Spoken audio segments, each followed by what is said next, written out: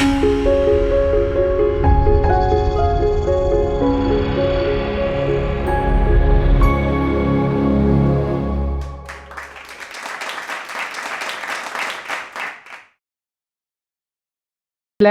would like to thank Center for Indic Studies of Indus University for inviting me to deliver a talk on the Bishnupuriya Manipuris of Northeast.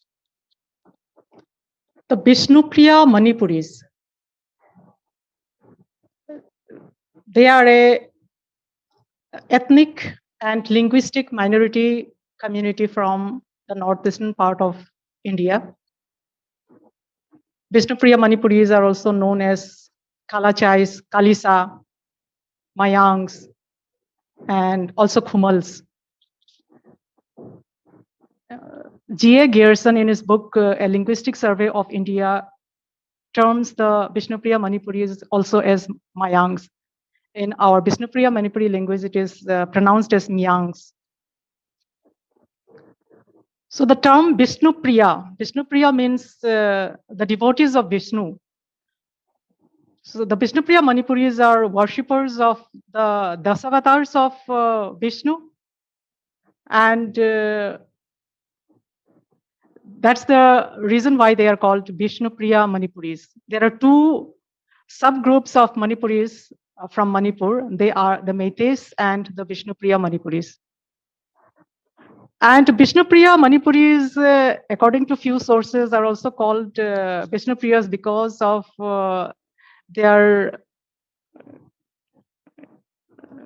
they stayed in and around the area called Bishnupur in Manipur, and that is also one of the reasons that they are known as Bishnupuriya Manipuris.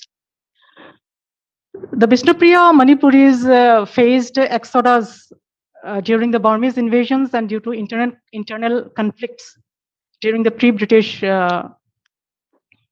occupation of the Northeast. And today, the Bishnupuriya Manipuris are scattered across the Northeast and Bangladesh, and in fact, across the world, though they are very few in numbers. So why are 99% of the Bishnupuriya Manipuris still Hindus? So I am a Bishnupuriya Manipuri myself, and I have seen seen the scenario in my circle in the Bishnupuriya Manipuri community as I grew up. So it's started right at home. The puja with accompaniment of bhajans are offered every morning and every dusk in every Bishnupuriya Manipuri home. And it is a must to offer puja, offering puja to the deities. And there is a Krishna temple in every village or town for every 15 to 20 families. Suppose if a village has around 40 to 45 families, then there will be 3 temples there. Temples dedicated to Bhagwan Krishna. There are all the deities, all the Hindu pantheon of deities are worshipped there. And during every festive occasion, all the families, right from the elders to the children, visit the temple and they celebrate every festivity together. So for 15 to 20 families, if there is a temple, all the members of all the 15 to 20 families would visit the temple on occasions like Durga Puja, Rath Yatra, Janmashtami, Sankranti, and all the Hindu festivals that we celebrate. And besides that, we Bishnupuriya Manipuris also get together on occasions like marriage, anniversaries, birthday parties, etc. in the temple. So it is also like a social gathering. In ancient India, there used to be The temples used to be the epicenter of all the socio-cultural activities. People used to gather together there and celebrate every occasion, celebrate all the festivals together. And there was unity and harmony among the Sanatanis in ancient Bharat. And most of these temples also accommodated gurukuls that used to be the centers of learning of various subjects, including martial arts. And to mention it in the true sense of the term, the Bishnupuriya Manipuris have continued that tradition of the ancient uh, temple system where the people used to gather to celebrate every festive occasion together in unity. And we all, every Bishnupuriya families, every Bishnupuriya Manipuri performs all the rituals associated with our culture, with our traditions. He or she knows everything about our culture and traditions because right from childhood, he has been instilled, he has been inculcated with all the rituals that we have been observing since, following, observing, celebrating since the last many thousands of years. And this continues till date. And we all know that we are the ancient, we are the most ancient surviving civilization in this world. Many ancient civilizations perished, but the Bharatiya Sanskriti and Sabhyata has survived till date. It is all because of not only the resistance offered by our warrior ancestors over a period of 1400 years, because India has been looted, plundered. There was genocide of the Sanatanis. There was destruction of the temples and other heritage sites. And yet, despite all of this 1400 years of loot, plunder, and torture, we as a civilization survived. And this is because of the resistance offered by our warrior ancestors and also because of our faith in our deities. We continued keeping the faith. We did, and because our ancestors preserved our dharma, we are here. And this is how the Bishnupuriya Manipuris also continued the tradition of preserving dharma since the time we existed. And there is also one festival called the Ras Leela, the Maharas Leela, which is celebrated in the Manipur by both the Meithes and the Bishnupuriya Manipuris. And both people of all age groups, they participate in the celebrations in the temple. The Ras Leela is performed in the temple premise, and children, including the elderly, participate in the Ras Leela as Krishna, and the ladies participate as gopis. And there used to be dance drama of the life on the life of Krishna and Radha. So the Ras Leela is one such festival, and we celebrate many more festivals together with big fanfare.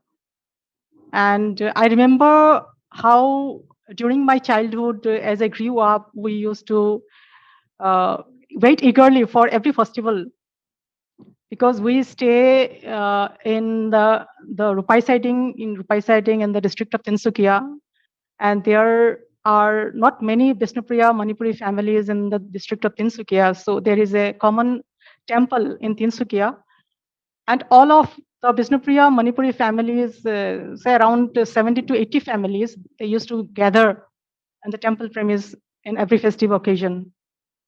And there used to be cultural programs along with the celebration of Janmashtami, or Diwali, Holi. And that's how we grew up. And I remember my mother waking up before dawn, say around 3 to 4 a.m., and after doing all the household chores, she takes a bath before sunrise, and by the time the sun rises, she offers obeisance to the deities. She offers puja. And that is a tradition that we've been following till date, and this is followed in every Bishnupuriya Manipuri home. Yeah,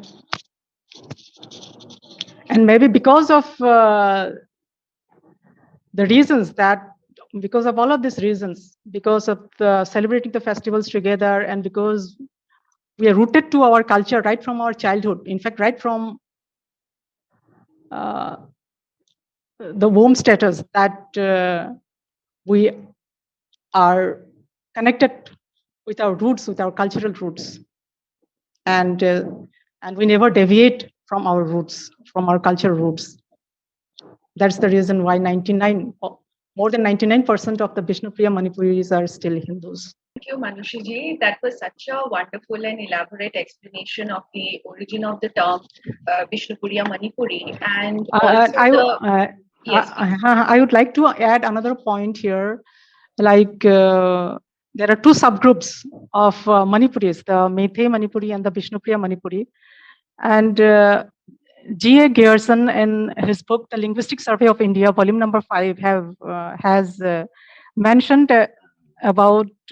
mentioned in detail about the Bishnupuriya Manipuris. To quote from the book, except for their language, the Mayangs are indistinguishable from the general Manipuri population. All of them can speak Meitei. They are also known as Bishnupuriya Manipuris or as Kalisa Manipuris.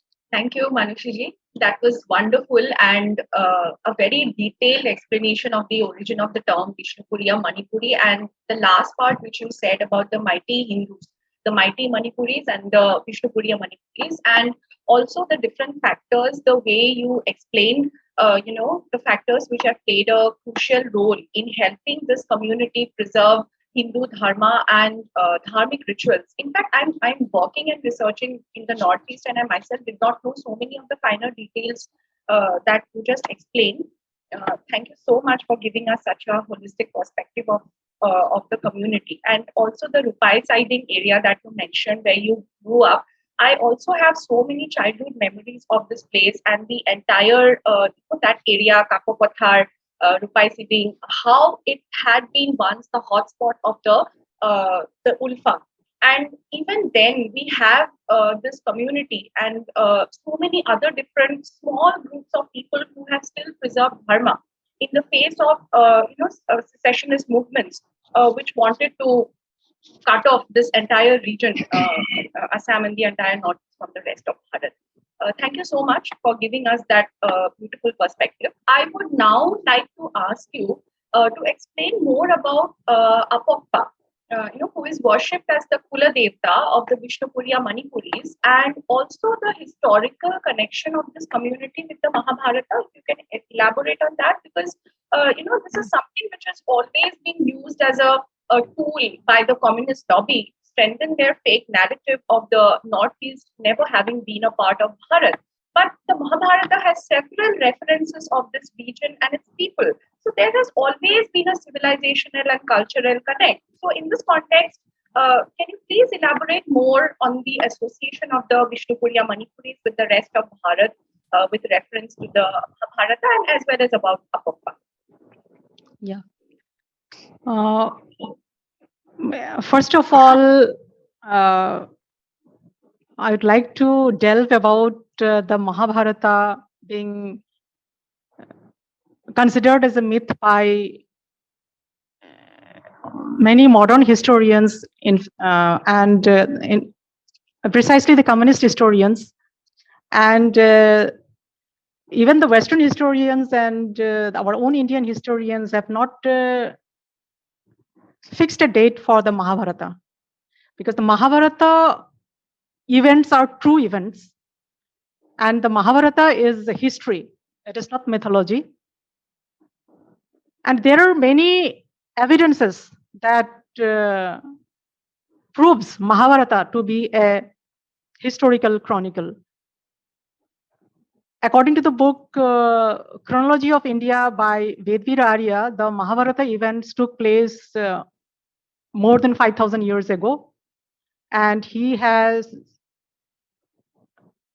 come to this conclusive date based on many evidences, including astronomical calculations mentioned in the Mahabharata text itself, including inscriptions. And inscriptions can never be wrong.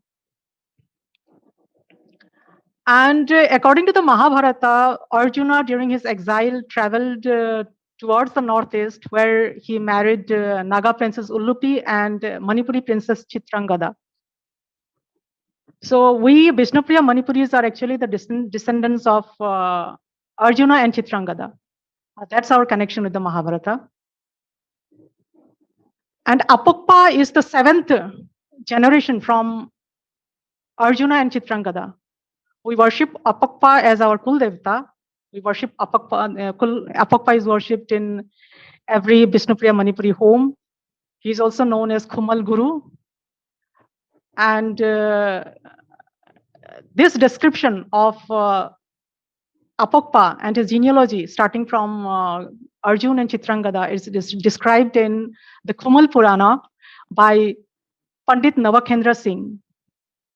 So I would like to mention the genealogy starting from Arjun and Chitrangada till Apokpa. He's the 7th generation from Arjun Chitrangada. So Arjun marries Chitrangada, and their son Babrubahan, he marries Savitri. And then the next generation is Dattamani and Juteshwari. And the next generation is Athiya Guru and Sabirei. And the next generation is Panthoivi and Senamahi. And then Kanjor Konsi and Suchitra. And their son is Apokpa.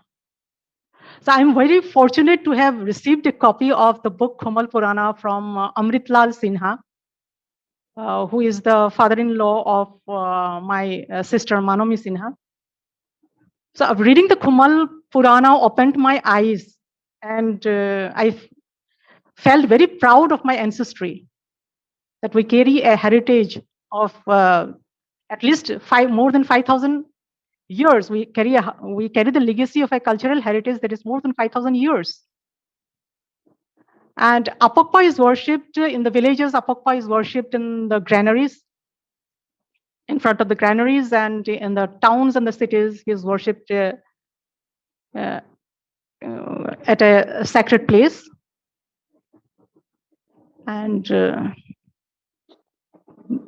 that is our connection with Apokpa. So we, on every occasion, like during festivities and during marriage ceremonies, even during death ceremonies and during the birth of a child, we invoke Apokpa to bless us all.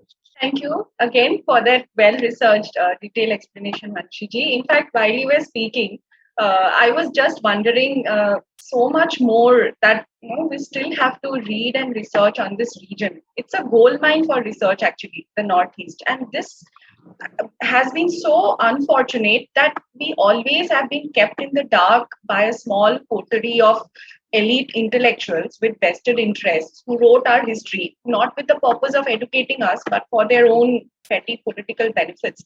I would love to hear. Yes, please. Even people from the Northeast, they don't believe Mahabharata to be a history. They consider it as a myth, to be full of lies. And as they don't believe in the Mahabharata story, they consider the ancestry of the Bishnupuriya Manipuris as a lie too. And this has been actually used by, when I look at the Naga separatist movement, both the Ramayana and the Mahabharata have been used, I think the way it has been used to, brainwash the people of Nagaland. I mean, we have to explain this in detail and bring all these things out in the public domain. And these are historical facts that even they fought together.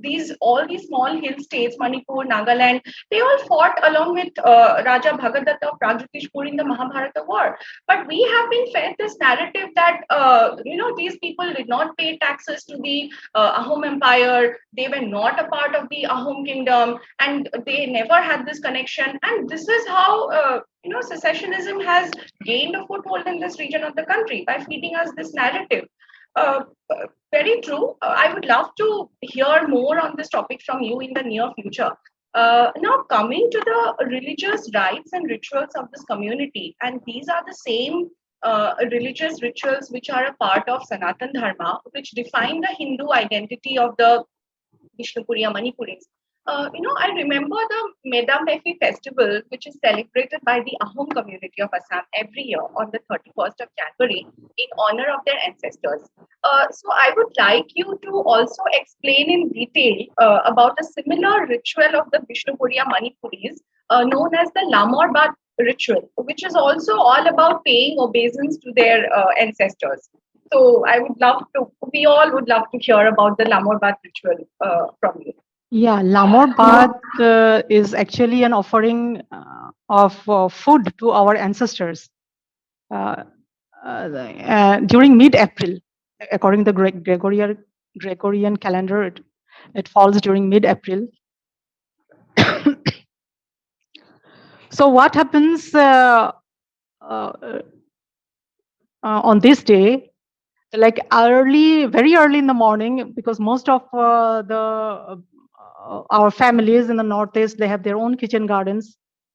So they pluck a variety of different vegetables, etc., from the kitchen garden. And I remember my mother doing this every Lamor bath.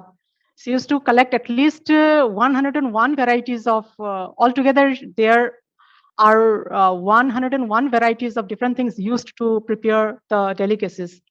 Like if there is one variety of dal, suppose there will be 3 to 4 varieties of dal cooked, and all vegetarian delicacies. And then there would be vegetable gravies, there will be pakoras, at least 3 to 4 different types of pakoras prepared from leafy vegetables. And then there will be another delicacy prepared from brinjal, beans, etc.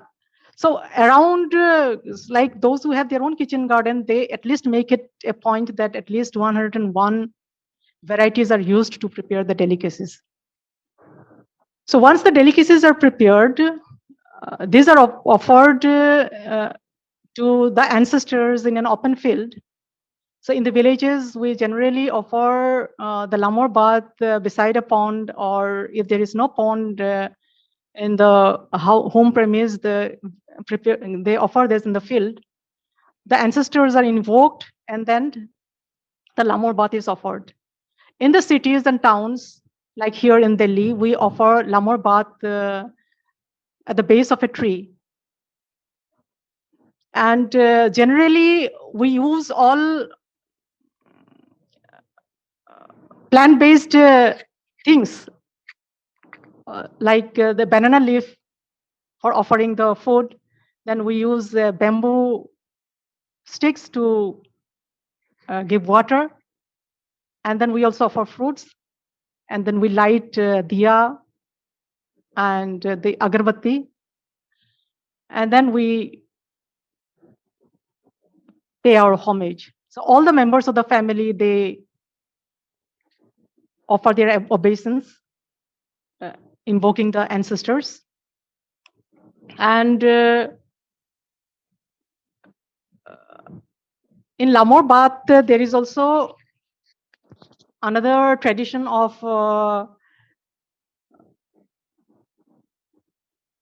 like in the villages and towns, we used to wear our traditional outfits and then offer the Lamor Bath. Besides the Lamor Bath, we also invoke our ancestors during the Mahalaya that falls in October, November, before the Durga Puja begins.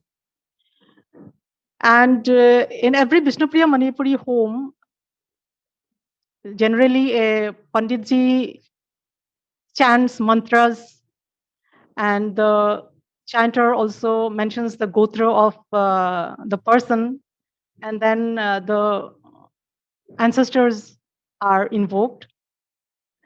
And then we offer siddha in the name of our ancestors to our nearby temple. And this siddha is actually a combination of raw rice, pulses, vegetables, etc. Including vegetables, we also offer mustard oil, haldi, everything required for preparing a bhog.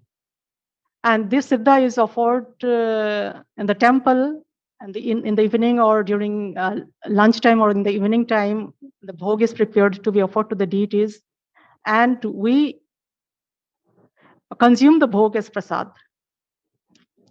This is how we invoke our ancestors. Thank you, Manoshi again for the beautiful explanation of the Lamorbat ritual. In fact, last year I had happened to attend one of the Metamephi celebrations that was organized in Dhemaji district of Upper Assam, and whatever you explained just now resonated so well with what I had seen and documented as a part of my field notes. Uh, I mean, they have so many similarities, all the different festivals and religious rituals which are observed in different parts of the country. Okay, now after this Lamorbat ritual, can you please explain to us about another ritual called Kapoko Pali, which is prevalent among the Bishnupuriya Manipuris? And in this ritual called Kapoko Pali, verses from the Bhagavad Gita are recited and explained to the audience in the premises of a devasthanam or a temple, and which is attended by listeners from all age groups. I would like to request you to explain more on this Kapokar Pali ritual. What is the religious and spiritual significance of this ritual in the lives of the Bishnupuriya Manipuris? Yes. Yeah. Kapokor Pali is actually, first let me explain the term Kapokor Pali. Pali means festivity. Kapok means puffed rice. So during this festival, the prasad offered is kapok, that is puffed rice, with a mixture of jaggery and other sweets. And we consume this prasad. So the Kapokor Pali starts from Sharat Purnima and continues for a month. This festival, this ritual is followed for one full month. What happens is during the complete month, every day, as I told you as I told in the beginning, that there used to be a temple for every 15 to 20 families in the villages. And so during Kapakor Pali, almost all the residents of the village, they gather at the temple premise every dusk, and they invoke the deities through bhajan with the accompaniment of the beating of drums and kartals and other musical instruments. And after the bhajan, a person who is well versed in the scriptures, especially the Mahabharata and the Bhagavad Gita, he or she will be offered a place, a sacred space in the temple premise, from where he or she will recite verses from the Mahabharata and the Bhagavad Gita. So after every 3 to 4 lines, he or she will explain in detail the context of the verse and the story associated with it. And the one who chants the verses can be a man or a woman, and he or she can be a young man or woman, or can be an elderly person. So there is no restriction like only a Panditji will recite the verses, or only someone who is only highly well educated will only recite. There are no restrictions to that. So anyone who is well versed can, in turns, will narrate the verses from the Bhagavad Gita and the Mahabharata. And this happens every evening. So the residents of all age groups, right from the elderly to the children, they gather and they listen to the verses. So this happens for the whole month. And at times, in some places, in few families, like there are very elderly people who cannot visit the temple. So in that case, at the request of that particular family or a group of families, a mic is fitted, and the Bhagavad Gita verses could be heard all throughout the village. the Mahabharata and the Bhagavad Gita verses can be heard all throughout the village. So this happens in all amongst the Bishnupuriya Manipuri community. This is Kapoko Pali. So each and every Bishnupuriya Manipuri is well acquainted with the Bhagavad Gita and the Mahabharata right from childhood. And this is all because of the Kapoko Pali tradition that we have been following since antiquity.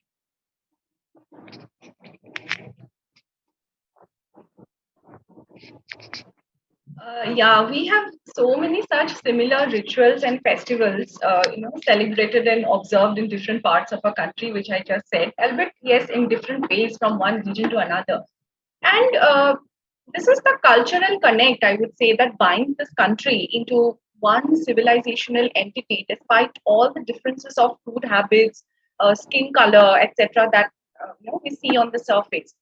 And in the Manipuri, northeast, there is also a similarity of the Ras Purnima with actually in Ras Purnima, the stories of Krishna and Radha and Krishna's stories are being told through dance drama. And then there is the Bhavana ritual yes. performed in the Namghars. And the Bhavana was started by Srimanta Sankardeva. And during the Bhavana, like it is performed for a month, I think. Continuously for a month or so, yeah. Baresohoriya Bhavana is performed for a month, but otherwise Onkiya Nat is for 1 night. It gets completed within 1 night. Bhavana, yes, the Tejpur Baresohoriya Bhavana, it is still performed for a month. And the dance drama used to be on themes from the Ramayana, the Mahabharata, from the Puranas. Yes. And I was an part of the audience of so many Bhavana performances in my hometown Rupai siding in the local Namghar. So I miss those days. I know.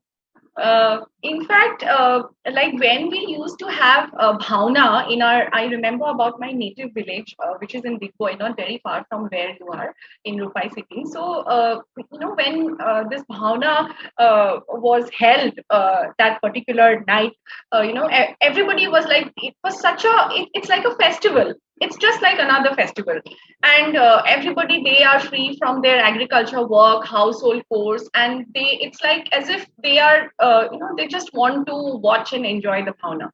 So it's like that. Thank you, Manoshi ji. I know Manipuri Hindus also recently celebrated, which is known as Yaoshang, or Holi, we call it in other parts of India. And the rites and rituals of Yaoshang, which are so much similar with what we know as Holika Dahan or Holi in other parts of the country.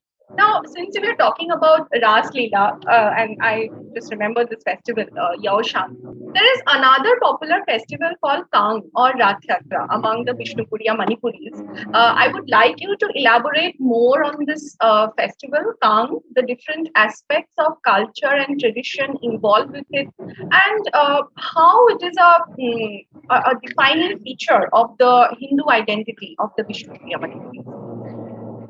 Yeah, Kang is the Rath Yatra festival celebrated by the Bishnupuriya Manipuris. We also call it Khechuri Pali because this is celebrated for 9 days. On the first day, the Rath of the deities, the 3 deities, including Jagannath, Balabhadra, and Subhadra, the 3 deities are taken in Raths and pulled in the streets. And this is done on the first day, and on the last day, that is on the 9th day, that is known as Kang. So what happens during these 9 days? So this Kang is not only about celebration invoking Jagannath, Subhadra, and Balabhadra and worshipping it in temples. Kang or Khechuri Pali is also celebrated in every home. Suppose if there are 15 families in a particular village where they visit a common temple. So what happens is at least 2 families together or one family, so that all the 9 days are completed, they will celebrate Khichdi Pali. So all the other uh, families would visit at the place, at the home of that person who organizes the Khichdi Pali, and there they celebrate. And the celebration, uh, Khichdi, what we know as Khichdi. So khichdi is prepared as the delicacy, and khar. Khar is a delicacy prepared by the Assamese also. So khichdi is prepared along with khar, and the fruits, the key fruit offered to Jagannath is jackfruit, ripened jackfruit. So once the cooking is complete in the evening at dusk, all the visitors, I would like to mention them as devotees because they gather for the celebration of Khichdi Pali for Kang. So all the devotees together, so suppose there are 15 families, so all together along with the men, women and children, there would be around 30 to 40 people or more than that, so 50 people or 60 people. So they would all sing bhajans invoking the deity. And one of the bhajans offered is on the one of the bhajan sung is on the Dasavatar. I also remember how, as we grew up, every year we used to celebrate Khichdi Pali or Kang at our home, and there used to be around 8 to 9 families in that region, and all of these families in turns, they would organize the Khichdi Pali in their respective homes. And when we celebrated, when it used to be our turn, all the families would arrive at our home.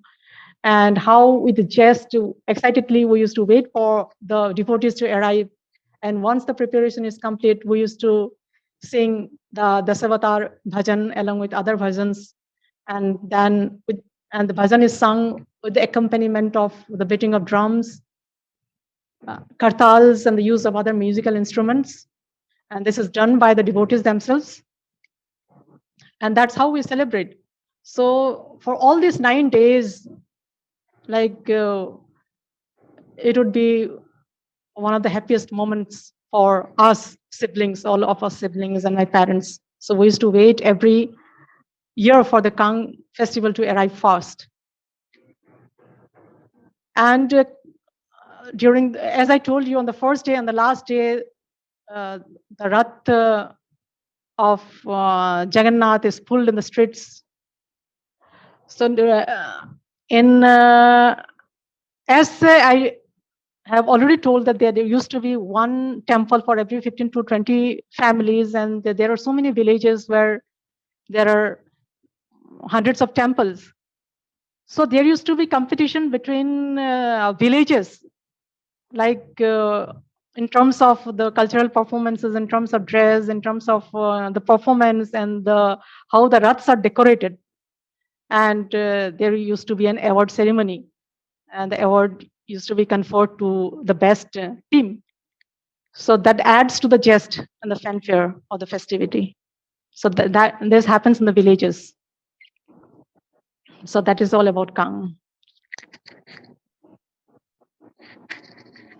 I did not know Kang is also known as Khichdi Pali. Thank you for enlightening us, Manoshi ji, on that. And most of the other aspects of the festival that you described are not very different from the Rath Yatra that takes place in Jagannath Dham Puri. And it was so nostalgic when you mentioned about khar, the local Assamese delicacy, because staying here in Delhi, it's very difficult to find I mean to find the ingredients that go into the preparation of khar and actually having it.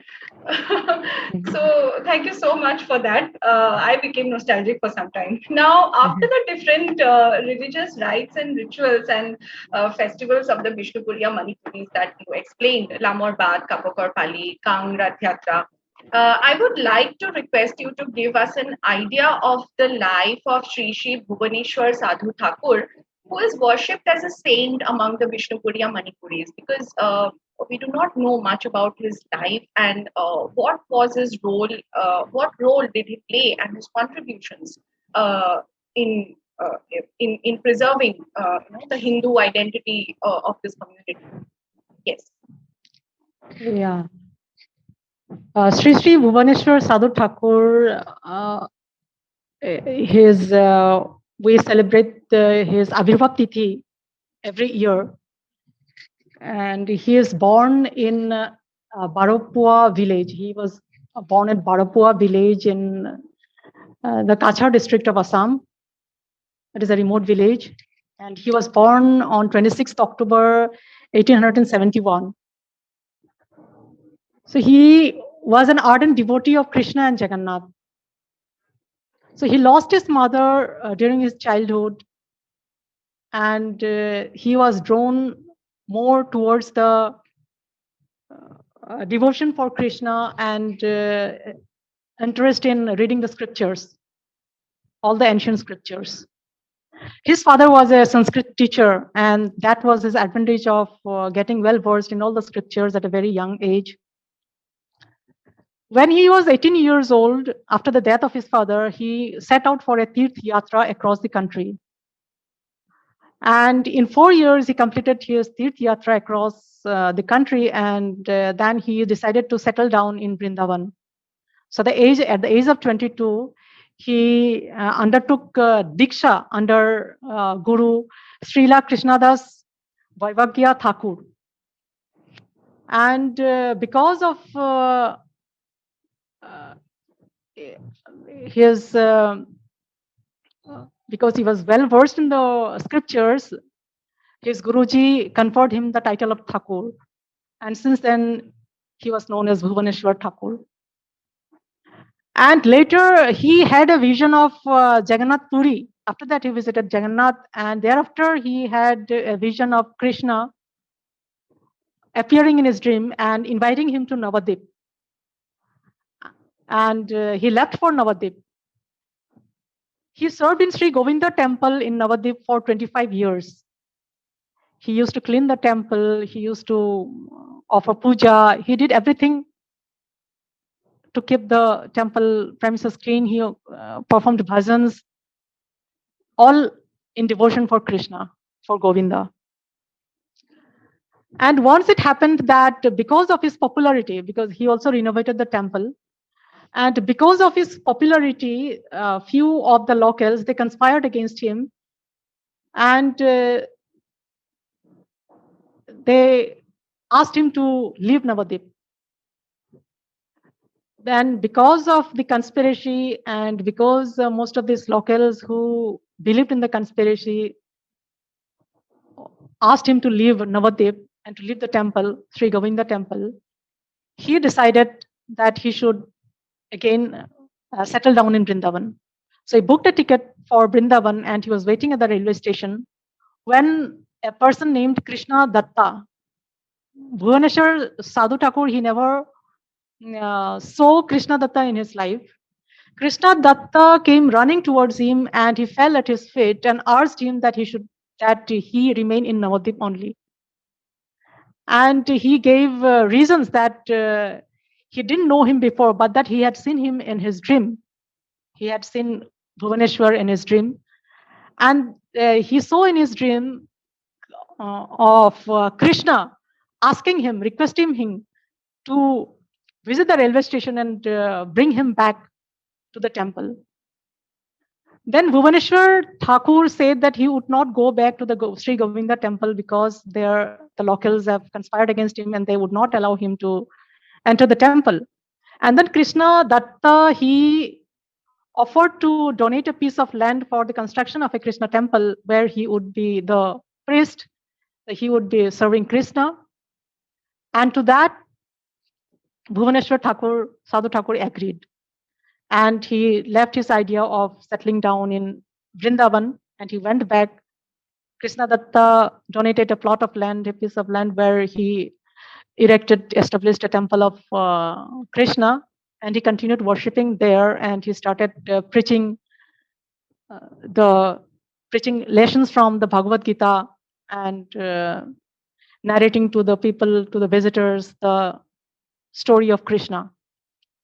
And that's how he again settled down in Navadip. And he left his mortal presence at the age of 69. And since then, not only the locals of Navadip, but also all the Bishnupuriya Manipuris celebrate his Avirbhav Tithi. So the Avirbhav Tithi is not only celebrated in the villages and towns, it is also, the Tithi is also celebrated in the cities, like here in Delhi. All the Bishnupuriya Manipuris would gather in, they would book a big temple premise, big temple, and there would be there will be celebrations, there would be cultural programs, and all the Bishnupuriya Manipuri communities from Delhi, they would participate in the program. So that happens in the other cities also, in the other cities of India, and in the local, in the towns and villages in the northeastern part of the country. This is celebrated in the temple premise, and this is celebrated with big fanfare. So much we have to learn about these saints. We do not know about them because we have not been taught about them in our textbooks. Nobody bothered about them actually. And I think an entire research study can be carried out on this topic alone, on this topic, on the Bishnupuriya Manipuris of Northeast. Before we end, I would like to ask you to talk about the role and contributions of the Bishnupuriya Manipuri community in India's freedom struggle, because we all know the standard leftist narrative of history writing. Uh, it has utilized all possible means at its disposal, to not tell us about the history of India's Northeast, and it is their hypocrisy and intellectual arrogance, whatever we call it, that has failed to look into the history of India's Northeast, its rich past and civilizational heritage, and some of its glorious yet unnamed, unacknowledged freedom fighters. So I'm sure there would be such freedom fighters and Veers and Viranganas among the Bishnupuriya Manipuri community as well, who laid down their lives for the freedom of Bharat, and who fought till their last breath. So you can elaborate on this more. Thank you. Yeah, it is but unfortunate that we read only about the glories of the invaders in our history textbooks. We have been kept hidden. We have been kept away from the truth of the history of our country. Despite for the last 1400 years, right from 8th century, in fact before 8th century till 1947, there have been continued resistance offered by the local warriors of the soil from each and every corner of Bharat. But their saga of resistance have not been told in our history textbooks or in mainstream narratives. That's the reason we have been made to believe that we have been losers, that our ancestors easily surrendered in battle, that they did not offer resistance. And this fake narrative is all because of the one-sided narration in our history textbooks. Only the invaders are glorified. And in many parts of our country, there is not much available literature on the sacrifices, on the resistance offered by the local warriors. And many of these narrations have survived as oral narrations. And these oral narrations have been transmitted from one generation to another orally. So based on the available literature, during the last 10 or 15 years, an effort has been made by researchers to bring out the truth. And many researchers are working on it. And again, because of the digital revolution, because of social media, gradually the citizens of the country are getting to know about the real history of India beyond the textbooks, beyond the academic textbooks. So we do not know about the valor of the veers and viranganas of each and every corner of Bharat only because of this, because we have not read about them. And likewise about the Bishnupuriya Manipuris also we know nothing. In general, we know nothing, except those who have researched will know, but the general population, even we Bishnupuriya Manipuris, we did not know anything about our warrior ancestors. And there is no literature available on the resistance offered to Islamic invaders. And there are documented evidences on how the Bishnupuriya Manipuris offered resistance to the Britishers. These are available as in the form of letters written by district collectors, by the captains of the British troops, etc., uh, being addressed to their authorities. And these are there in the respective district gazettes. So there is a book called Bishnupuriya Manipuris in Freedom and Other Movements, written by Braja Gopal Sinha.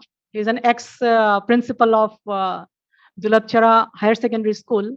He has actually, this book is a treasure trove of information about the freedom struggle of the Bishnupuriya Manipuris against the British, and he has put all the evidences, all the uh, documented evidences in that book. And during my visit to Silchar an year ago, I happened to meet Sri Brajagopal Sinha ji, and we discussed a lot about how he researched, how he visited from one place to another in collecting the evidences to uh, uh, so that he could publish them in the form of a book. And that book is there. The name of the book is Bishnupuriya Manipuris in Freedom and Other Movements. So this book mentions about the 1857 War of Independence in the Northeast, especially with special reference to the Bishnupuriya Manipuris. So the Manipuris stationed in Sylhet district, when they heard about the 1857 War of Independence that started in Meerut, they demanded the British to hand over their treasury. So there have been incidences of how the local rulers would attack the British posts and loot the British treasury. In fact, it wasn't the British treasury, it was the treasury of the people that the British looted. And the rulers, they reclaimed it. There is an incident from 1824 wherein the Gurjar rulers, along with some 500 men, they killed 200 Britishers and looted the treasury. And this alarmed the British, and they always kept guard of their treasury with a lot of men, armed guards. And here in Sylhet, when the Manipuri sepoys, they demanded that the treasury be offered to them, they immediately shifted the treasury to Kolkata. And Nutan Sinha, he was a sepoy, he left the British army and he started motivating the Bishnupuriya Manipuris to rise in revolt, to fight for the freedom of the country, to fight against the British.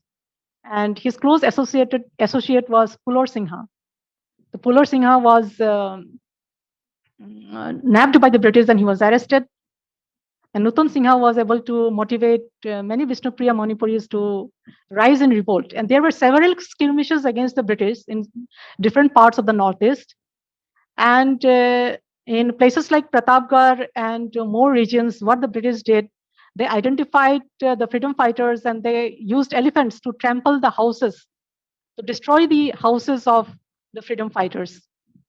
So these things don't find mention in mainstream history textbooks or in mainstream narratives.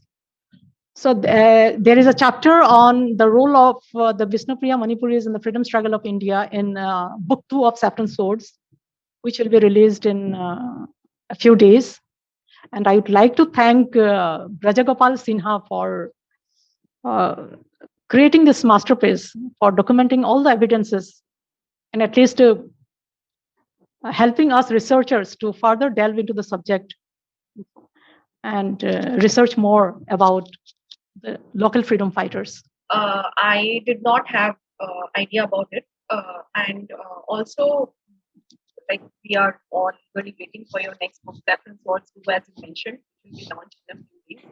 All the very best, and the way you elaborated and explained about the, the contributions of the Bishnupuriya Manipuri community in the freedom struggle of India, and it's very true that the contributions of this entire region of Northeast India to help liberate our country from the clutches of the British rule, and it has failed to find a space in the dominant historical discourse or in the dominant discourse of history that we have been taught in the post-independence era.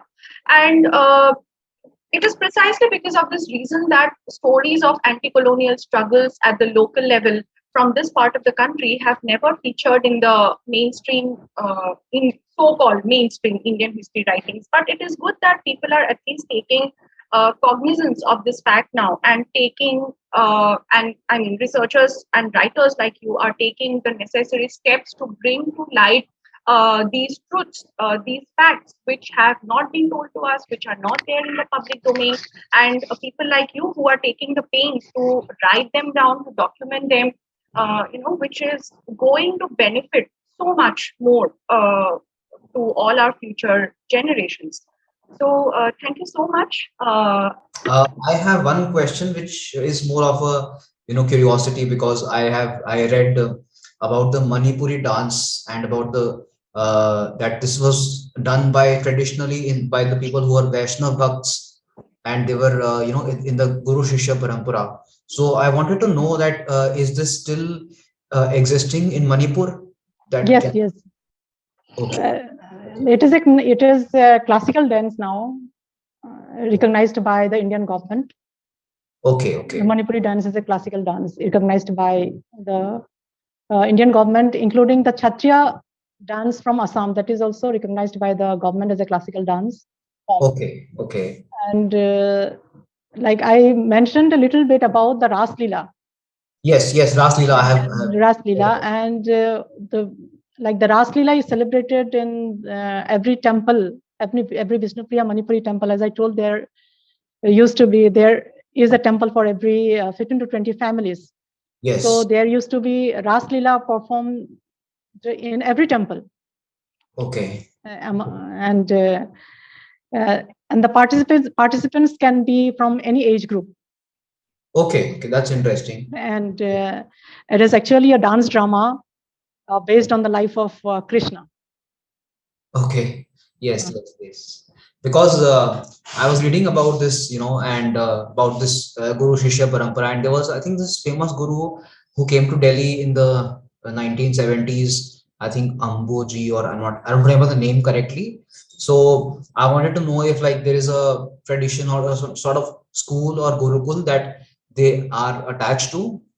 yeah, there are. In fact, when we speak about the gurus, there are like in our Bishnupuriya Manipuri community, there are two subgroups, as I said, Methi and Bisnupriya. So in the Bisnupriya Manipuri community, every temple has like 2 to 3 gurus, where the participants, the residents of the village, they can undertake diksha and learn the classical dance form.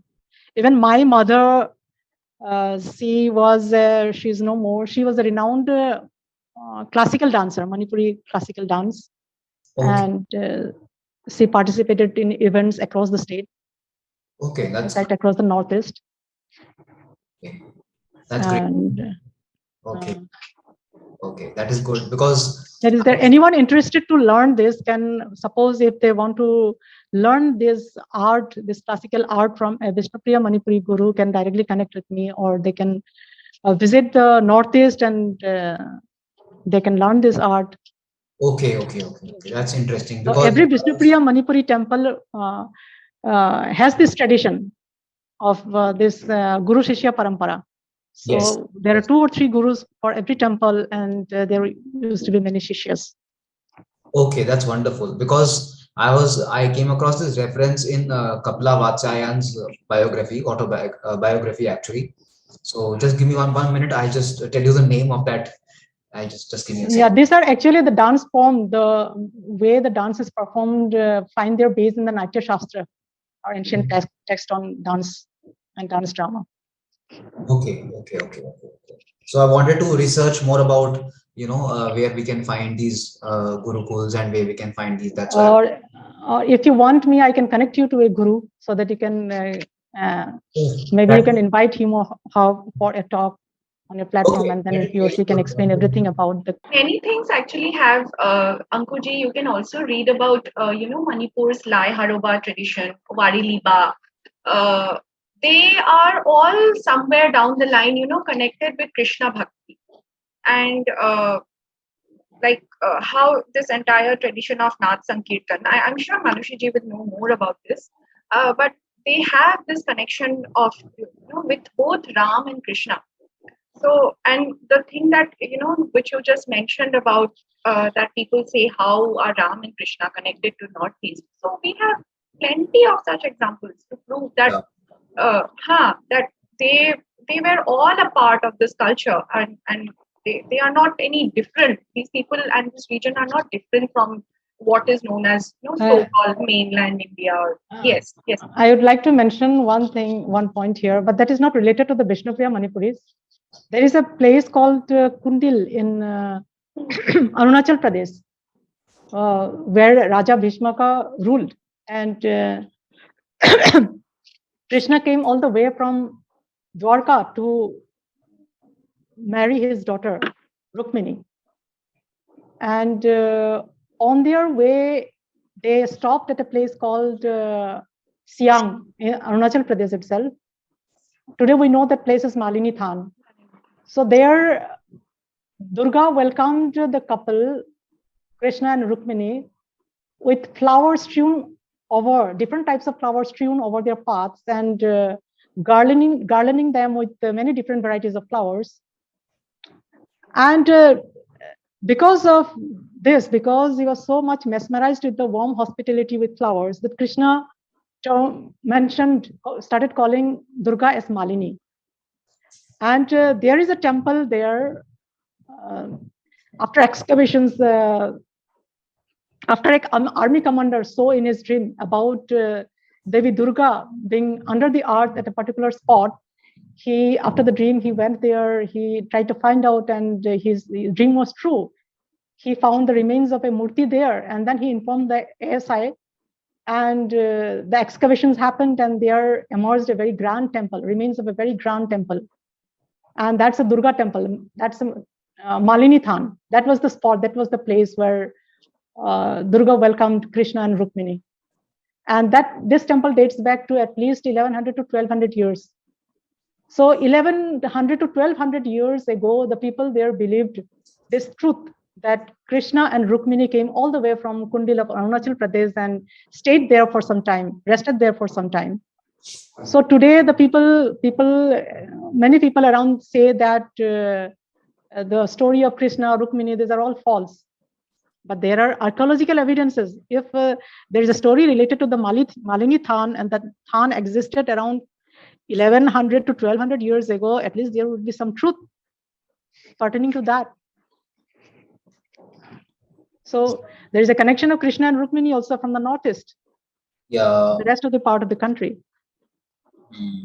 So my upcoming book, it's a historical novel.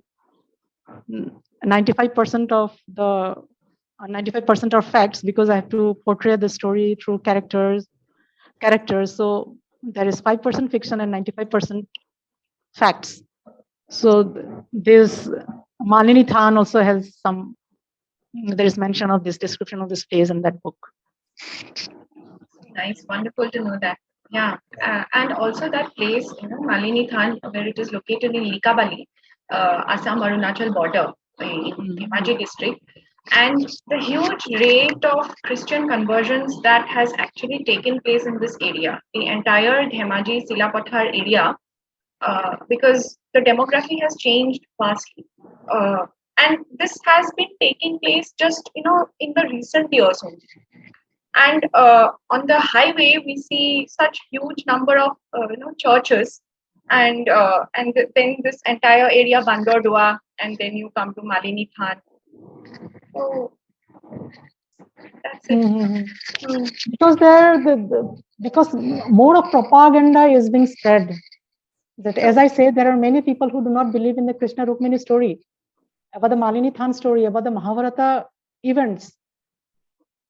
So they're made to believe that these are all myths, these are all fake stories, and that's the reason why most of the people there who are not educated on the real history are moving towards the other faith. And again, as I told, why 99% of the Bishnupuriya Manipuris are Hindus, because right from the childhood, in fact, right from birth, right from the womb period, a child is instilled with the various rituals that have been followed since antiquity, knowledge of the rituals, and then he or she is part of all the cultural festivities. And right from the childhood only, he or she gets to know about the Bhagavad Gita, the Mahabharata, and there are so many other. I have missed out on so many other points also, and all because of this, because it starts at home and the local temple. As I say, there is a book by Dharampal who has done a survey under the British, and because the British wanted to know how the Indians are so much knowledge oriented, how they are so well versed in the scriptures, and how they are so, which they know everything. So to find out the cause, they conducted a survey, and Dharampal, he was one of the surveyors. He documented the survey in the form of a book, The Beautiful Tree. The name of the book is The Beautiful Tree, and he had done the survey in 4 presidencies, and he found there there existed lakhs of gurukuls, not thousands, but lakhs of gurukuls, and most of these gurukuls were in temple premises. And the temples used to be the epicenters of all the socio-cultural activities, where the people used to get together and get united. Each and every member of the family used to come and participate in the festive occasions at the temple premise itself. So right from childhood, uh, the Sanatanis have been following the rituals, and so whatever is there is in dharma, and that is what we Vishnupriya Manipuris have been following, that parampara.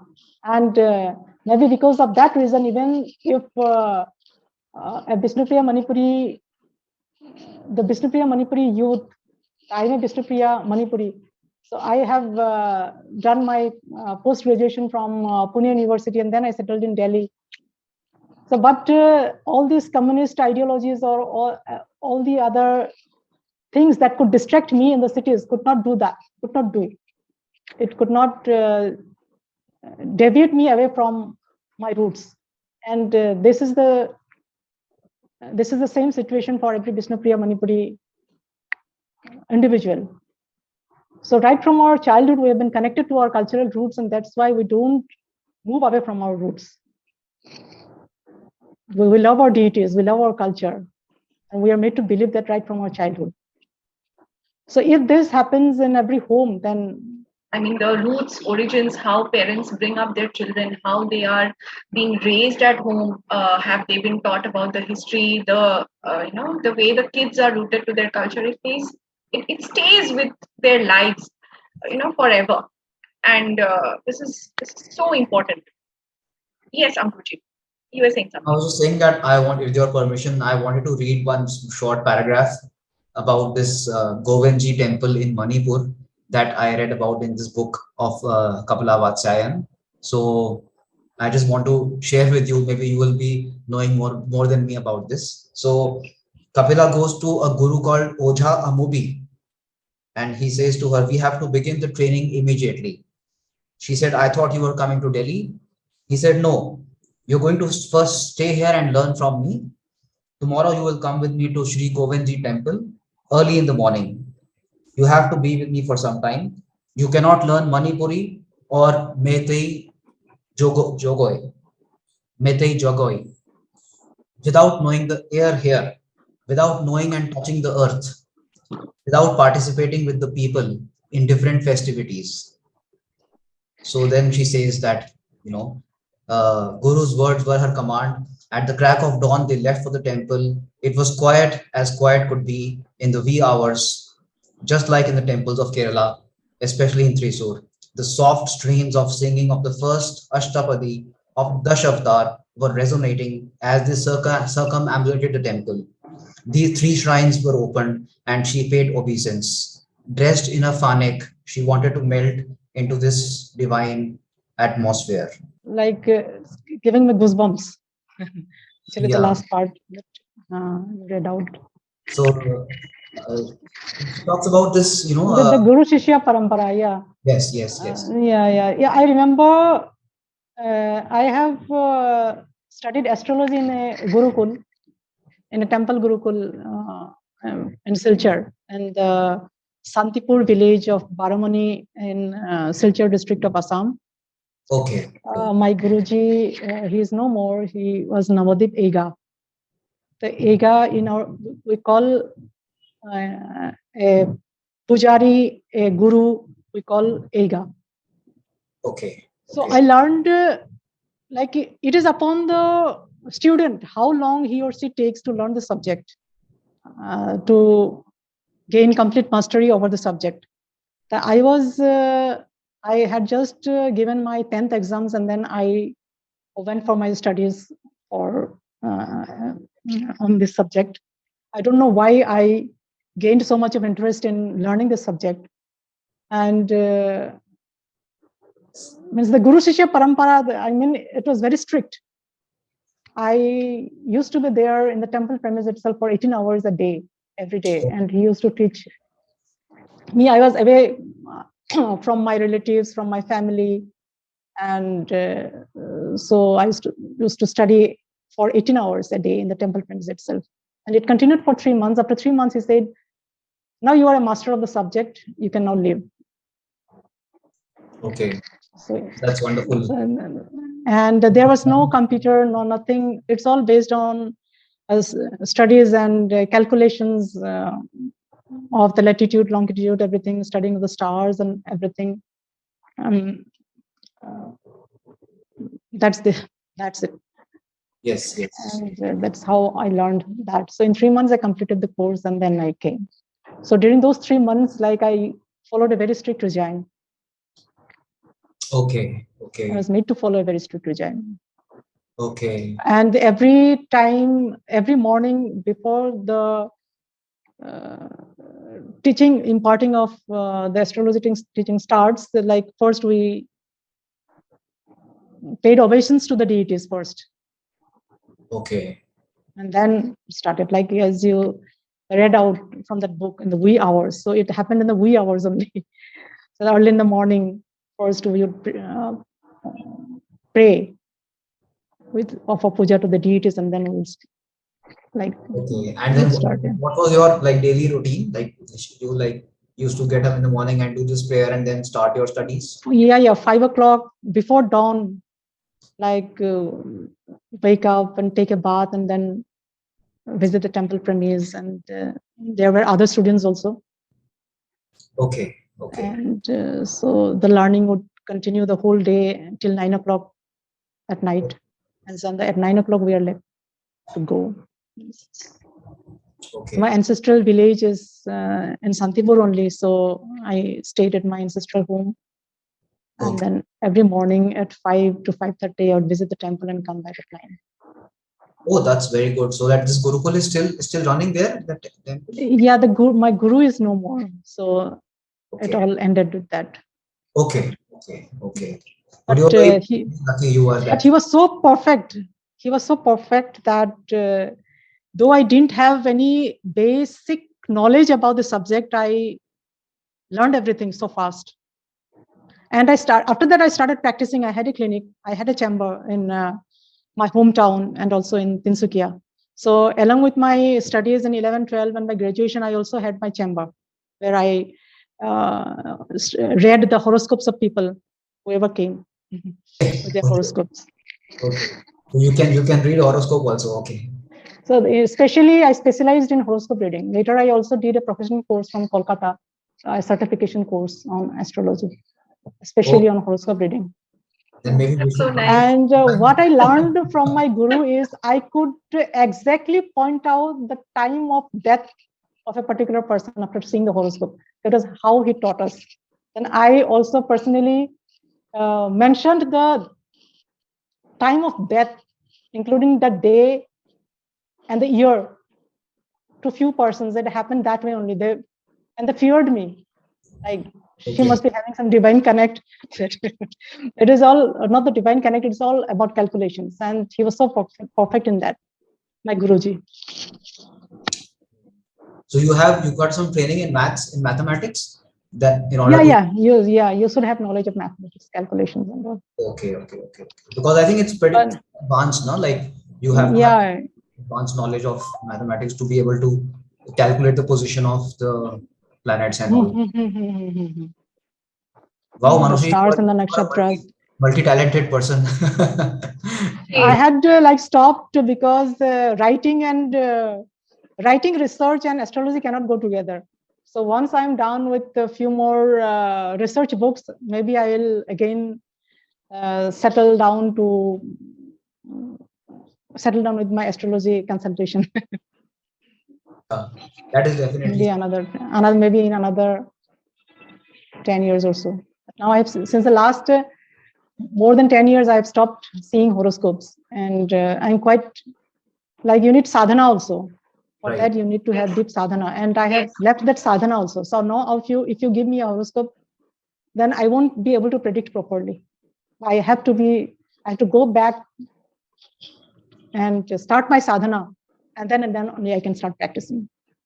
Yeah, right, right. That's what they say. I think in Jyotish Vidya, the gurus they don't accept everybody because they accept only the students who are, as they say, adhikari of that knowledge. So I think that is only after you do a certain level of sadhana that you are able to understand that Yes, the. yes. Even yeah, what you said is completely right, because there were 7 students in the Gurukul, and our Guruji asked 2 of the students to leave because they would not be able to practice, or they wouldn't be able to grasp. They would not be able to grasp the subject. So he asked them to leave. He was direct. Okay, okay, okay. That's wonderful. Maybe Manushi ji, one day you should do a talk on Gurukuls of Northeast. That could be a very good topic, I think. If you. Gurukuls, because again that will be a little bit restricted, because my research and my study about the Gurukuls are restricted only to the Bishnupuriya Manipur in particular, and the whole of India in general, because I have read this book by Dharampal, and I've also read many more books on the Gurukuls.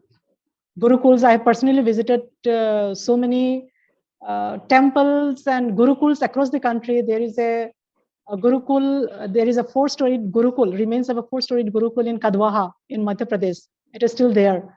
Okay, Aladdin Khilji destroyed that Gurukul, okay, and that Gurukul was established by a Shaiva saint, okay, uh, uh, under the patronage of the local rulers. And if you visit that Gurukul, you can visit that Gurukul, uh, visit Kadwaha and visit the Gurukul there. There are inscriptions, and there are no inscription. It is mentioned how students from far and wide used to come and study there. And we speak about advanced toilets in the first floor, etc., in today's buildings. But the first floor of that Gurukul had advanced toilets. and you won't believe your eyes until you see. Oh, then I'll really go and visit this one. What Yeah, does it yeah. mean?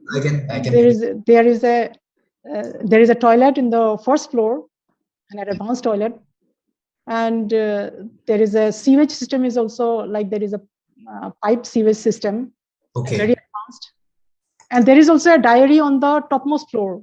The topmost floor was for pilgrims, Okay. and the ground floor was the study area. The first floor was for the acharyas. The second floor was for the students. The students used to stay there because of the residential gurukul. And the topmost floor was for pilgrims who visited from one place to another. They can stay there. And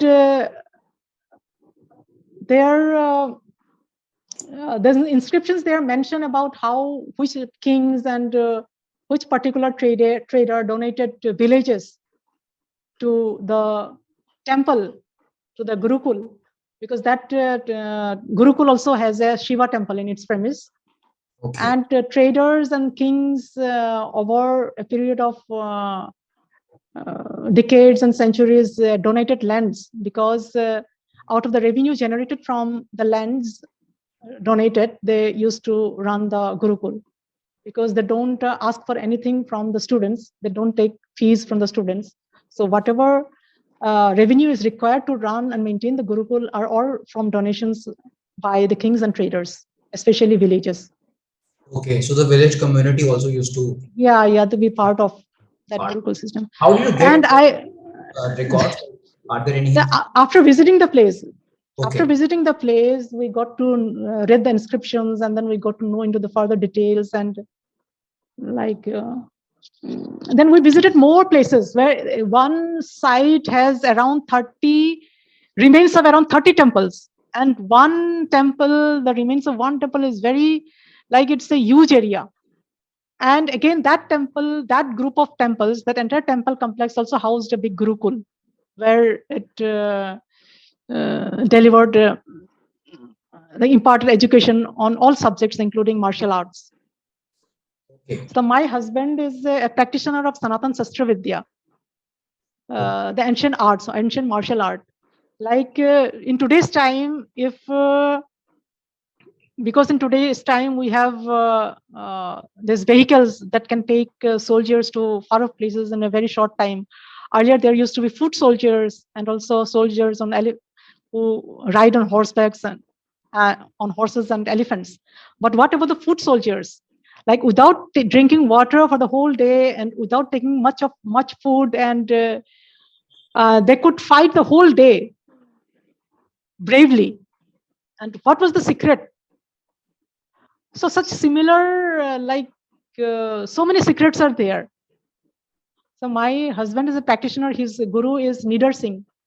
Guru Nidar Singh, he stays in Germany. He comes to India once in a year or so. Okay. And he sometimes he comes because of the corona thing. He hadn't visited India for the last 3 years. And he conducts seminars.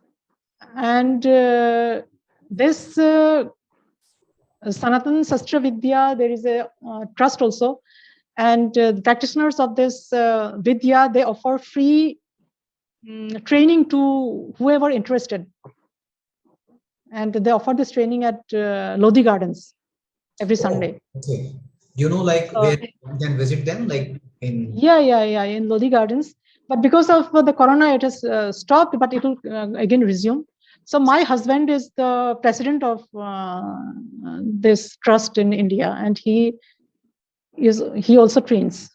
okay. So though he is not the perfect practitioner is of course is Guru Nidar Singh. Okay. And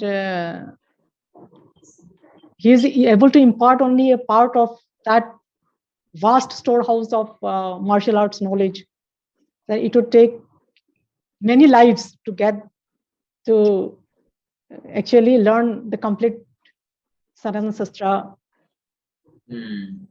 arts. Yeah. But it's really a blessing for you and So my husband and myself, when we visit these historical sites, forts and fortresses and ancient temples, we study the carvings. And my husband has special interest in studying those carvings that depict weapons, that depict the art of warfare, the practicing of the art of warfare, etc. So he goes into the details and he takes in a lot of information. So actually, our ancient temples are all history in stone. So if you exactly know how to research, then those carvings can tell a lot about the history of our past. So that's what we have been doing since the last 13 plus years, and that's how we get to know a lot of information about gurukuls, etc., and about the history of our past. That's really nice.